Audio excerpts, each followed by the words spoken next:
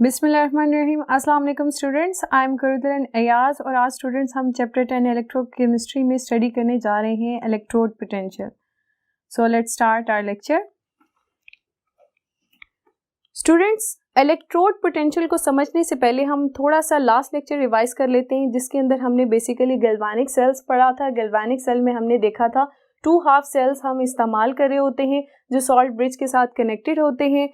Students, अब यहाँ पर आप अगर हाफ सेल को देखें, हाफ सेल में क्या है कि एक इलेक्ट्रोड को हमने एक सॉल्यूशन के अंदर डिप किया हुआ है। ठीक है, इलेक्ट्रोड बेसिकली क्या है, कोई भी मेटल रॉड है और हम उसको उसी की आयंस के अंदर डिप करते हैं। ठीक है, अब इलेक्ट्रोड पोटेंशियल क्या होता है उसको समझने के लिए स्टूडेंट्स हम यही कंडीशन जो है हाफ सेल वाली यहाँ पर कंसिडर करते हैं कि हमने बीकर के अंदर सॉल्यूशन ले लेंगे और जिस मेटल का सॉल्यूशन लेंगे उसी मेटल का जो रॉड है वो इसके अंदर डिप कर देंगे।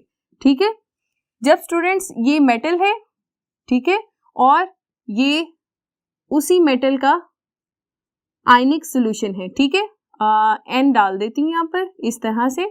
ओके, अब स्टूडेंट्स जब मेटल रॉड और उसका आयनिक सॉल्यूशन जो है कांटेक्ट में आते हैं तो 2 तरह की रिएक्शंस हो सकते हैं। एक रिएक्शन कैसा होगा उसे मैं केस 1 के साथ डोनेट करती हूँ कि क्या होगा कि जो मेटल एटम्स हैं वो इलेक्ट्रॉन्स लूज करें और सॉल्यूशन के अंदर आयंस की फॉर्म में एग्जिस्ट कर लेंगे। ये मेटल एटम जो है ये इलेक्ट्रॉन्स रिलीज करेगा यहाँ से, ठीक है, और आयंस की फॉर्म में सॉल्यूशन के अंदर एंटर होता जाएगा। अगर हम स्टूडेंट्स इसको एग्जाम्पल से स्टडी करें तो आप देखें कि हम जिंक रॉड ले रहे हैं, ठीक है, और इसको डिप किया हुआ है हमने जिंक सल्फेट सॉल्यूशन के अंदर। अब होगा क्या कि जो जिंक रॉड पे जिंक एटम्स हैं वो ऑक्सीडाइज होंगे, इलेक्ट्रॉन्स लूज करेंगे और जिंक Zn पॉजिटिव 2 आयंस जो हैं वो सॉल्यूशन के अंदर एंटर होते जाएंगे। अब क्योंकि जिंक एटम्स जो हैं इलेक्ट्रॉन्स इलेक्ट्रोड पर छोड़ रहे हैं, वहां पर इलेक्ट्रोड पे क्या चार्ज आ जाएगा या मेटल रॉड पे क्या चार्ज आ जाएगा, माइनस, और सॉल्यूशन के अंदर Zn पॉजिटिव 2 आयंस की कंसंट्रेशन पहले से अब ज्यादा हो जाएगी। तो ज्यादा कंसंट्रेशन पॉजिटिव आयंस की होने की वजह से सॉल्यूशन में कौन सा चार्ज ज्यादा हो जाएगा, पॉजिटिव चार्ज हो जाएगा। तो इस केस की अगर हम इक्वेशन लिखना चाहें तो मैं ऐसे लिख सकती हूं कि जिंक सॉलिड जो है जिंक आयंस में कन्वर्ट होगा। एक्वस का मतलब है कि सॉल्यूशन के अंदर एंटर हो रहा है और इलेक्ट्रॉन्स रिलीज कर रहा है। ठीक है, अब दूसरा केस क्या हो सकता है, दूसरा केस ये होगा कि स्टूडेंट्स अब आप देखें कि जिंक आयंस जो सॉल्यूशन के अंदर मौजूद हैं वो भी तो रिएक्ट करना चाहेंगे। वो जिंक आयंस जो है मेटल रॉड की तरफ मूव करेंगे और वहां से इलेक्ट्रॉन्स एक्सेप्ट करके जिंक एटम के अंदर कन्वर्ट हो जाएंगे और मेटल रॉड के ऊपर डिपॉजिट हो रहे हैं।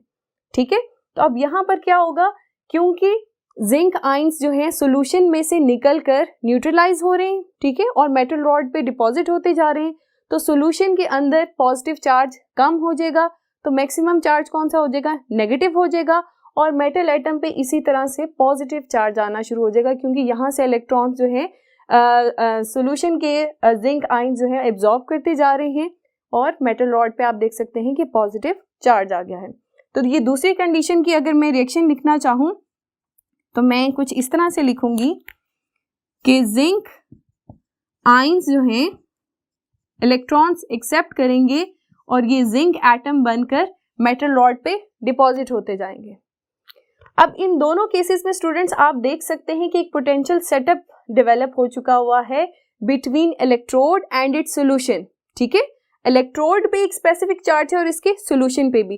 केस 1 में हमने देखा था कि इलेक्ट्रोड पे या मेटल रॉड पे नेगेटिव चार्ज था और सॉल्यूशन में पॉजिटिव चार्ज था। ठीक है, और केस 2 में आप देखें मेटल रॉड पे पॉजिटिव चार्ज आ गया और सॉल्यूशन में क्या कौन सा चार्ज ज्यादा हो गया था, नेगेटिव चार्ज हो गया।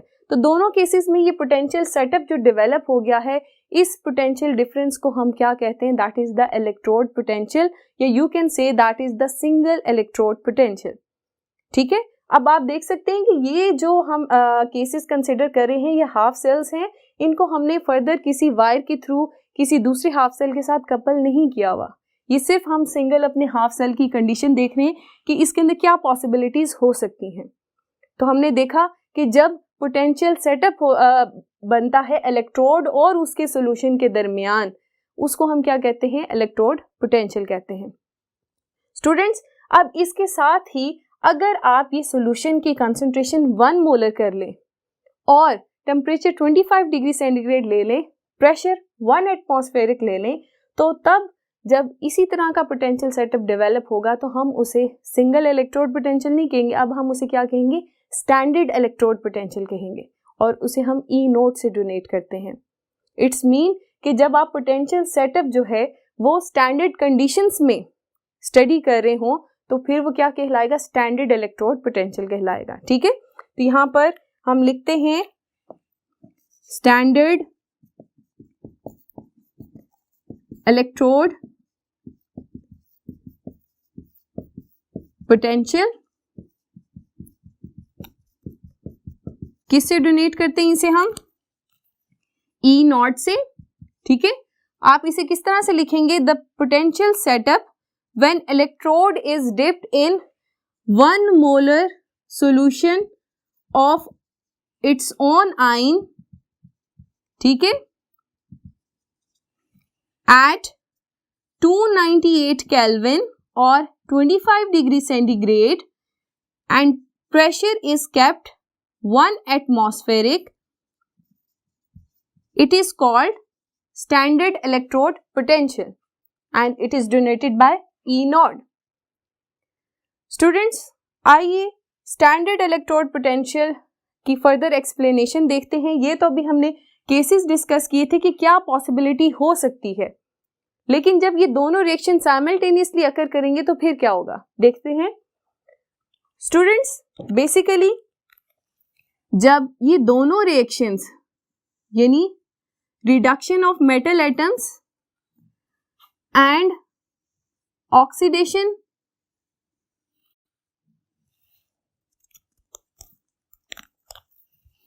ये देखिए, ये मैं आपके सामने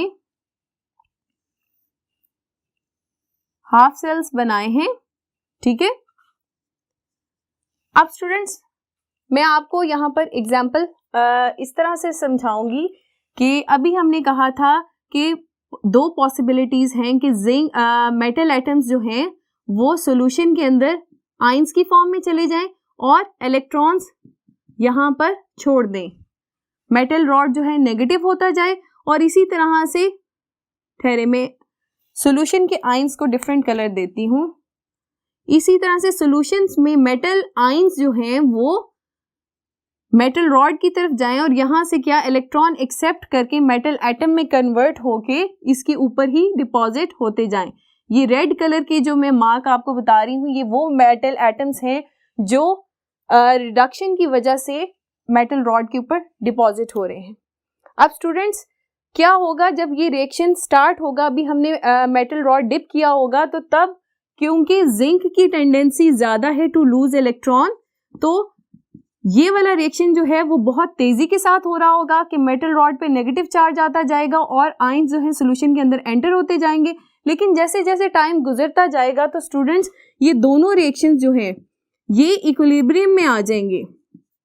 ठीक है, और आप इसे कैसे लिख सकते हैं कि जिंक सॉलिड जो है वो जिंक आयंस और इलेक्ट्रॉन्स इस तरह से, और यही रिएक्शन जो है रिवर्स में हो रहा होगा, इक्विलिब्रियम अचीव हो जाएगा कि जितने आयंस इलेक्ट्रॉन्स एक्सेप्ट करके जिंक एटम में कन्वर्ट हो रहे हैं उतने ही एटम्स जो हैं जिंक आयंस में कन्वर्ट हो रहे होंगे।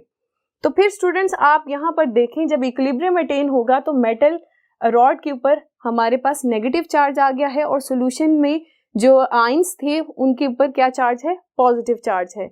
और ये जिंक आयंस ने मेटल रॉड के गिर्द एक लेयर बना दी है जिसे हम क्या कहते हैं, डबल इलेक्ट्रिक लेयर, यानी यहाँ पर पॉजिटिव आयंस की लेयर भी है और नेगेटिव आयंस की लेयर भी है। स्टूडेंट्स जरूरी नहीं कि मेटल एटम के ऊपर या मेटल रॉड के ऊपर नेगेटिव चार्ज ही आए, ये भी पॉसिबिलिटी है कि हमारे पास ऐसा इलेक्ट्रोड हो जो कि इलेक्ट्रॉन लूज ना करना चाहे, इलेक्ट्रॉन एक्सेप्ट करना चाहे, जैसे कि कॉपर है। तो स्टूडेंट्स अब इस केस में क्या होगा कि अगर हम कॉपर इलेक्ट्रोड लेंगे और कॉपर आयंस के अंदर इन्हें डिप किया होगा तो यहाँ पर कंडीशन ऑपोजिट होगी, क्योंकि copper do not readily loses electrons और कॉपर की टेंडेंसी होती है टू एक्सेप्ट इलेक्ट्रॉन। तो इस केस में देखें कि कॉपर की मेटल रॉड के ऊपर पॉजिटिव चार्ज आ जाएगा और सॉल्यूशन में क्या चार्ज होगा, नेगेटिव चार्ज होगा। तो इट डिपेंड्स अपॉन इलेक्ट्रोड्स, ठीक है। इलेक्ट्रोड्स डिफरेंट होने से मेटल रॉड पे पॉजिटिव चार्ज भी आ सकता है, नेगेटिव चार्ज भी आ सकता है, ठीक है। तो स्टूडेंट्स इस इक्विलिब्रियम स्टेट पे आप देखें जो पोटेंशियल सेटअप डेवलप हुआ है, तो इस पोटेंशियल सेटअप को एट स्टैंडर्ड कंडीशंस हम क्या कहते हैं, that is standard electrode potential, ठीक है स्टूडेंट्स। अब नेक्स्ट हमारे पास क्वेश्चन आता है कि हम इस इलेक्ट्रोड पोटेंशियल को मेजर कैसे कर सकते हैं, ठीक है। मेजरमेंट ऑफ इलेक्ट्रोड पोटेंशियल, ठीक है। तो इसका सिंपल सा आंसर है कि स्टूडेंट्स हम इस हाफ सेल को क्या करते हैं कि एक स्टैंडर्ड हाफ सेल के साथ कपल करवाते हैं। उस स्टैंडर्ड हाफ सेल की जो आपके लिए इलेक्ट्रोड पोटेंशियल हमें नोन होता है, ठीक है, वो स्टैंडर्ड हाफ सेल हम इस्तेमाल करते हैं हाइड्रोजन इलेक्ट्रोड, ठीक है, जिसकी हमने आर्बिट्ररी इलेक्ट्रोड पोटेंशियल 0 कंसिडर किया हुआ, ठीक है। क्योंकि हाइड्रोजन इलेक्ट्रोड का जो इलेक्ट्रोड पोटेंशियल है वो 0 होता है, इस वजह से स्टूडेंट्स जब आप देखें अपने हाफ सेल को स्टैंडर्ड हाइड्रोजन इलेक्ट्रोड पोटेंशियल के साथ कपल करते हैं तो जो वैल्यू वोल्ट मीटर पे आती है वो सिर्फ हमारे हाफ सेल की आती है। मतलब जिस इलेक्ट्रोड की हम इलेक्ट्रोड पोटेंशियल मेजर करना चाहते हैं उसी की वैल्यू जो है वोल्ट मीटर शो करता है, क्योंकि स्टैंडर्ड हाइड्रोजन इलेक्ट्रोड की जो वैल्यू हम कंसिडर कर रहे हैं दैट इज 0, ठीक है। याद रहे स्टूडेंट्स कि हम कन्वेंशनली 0 कंसिडर करते हैं, इसका ये मतलब नहीं है कि ये 0 ही होगी, क्योंकि हमें एक रेफरेंस चाहिए होता है। इस वजह से हम स्टैंडर्ड हाइड्रोजन इलेक्ट्रोड का जो इलेक्ट्रोड पोटेंशियल है उसे 0 कहते हैं। याद रहे आप कभी भी ये मत लिखिएगा कि standard hydrogen electrode potential is equal to 0, equal नहीं है, आर्बिट्ररी कंसिडर एज 0, ठीक है, ये बात याद रखें। आइए स्टूडेंट्स अब हम फर्दर जो क्वेश्चंस इस टॉपिक से रिलेटेड हैं उनको सॉल्व करते हैं। स्टूडेंट्स क्वेश्चन नंबर 8 है हमारा, single differentiate between single electrode potential and standard electrode potential. तो स्टूडेंट्स हम इसे कैसे डिफरेंशिएट करेंगे, सबसे पहले हम इनकी डेफिनेशंस लिखेंगे कि सिंगल इलेक्ट्रोड पोटेंशियल क्या है। The potential setup when electrode is dipped in solution of its own ions is called standard electrode potential, ठीक है, सॉरी स्टैंडर्ड नहीं आएगा, that is single electrode potential, single electrode potential. और इसी तरह से स्टूडेंट्स हम स्टैंडर्ड इलेक्ट्रोड पोटेंशियल की कैसे डेफिनेशन लिखेंगे, the potential setup when electrode is dipped in 1 molar solution of its own ions at 298 Kelvin and 1 atmospheric pressure is called standard electrode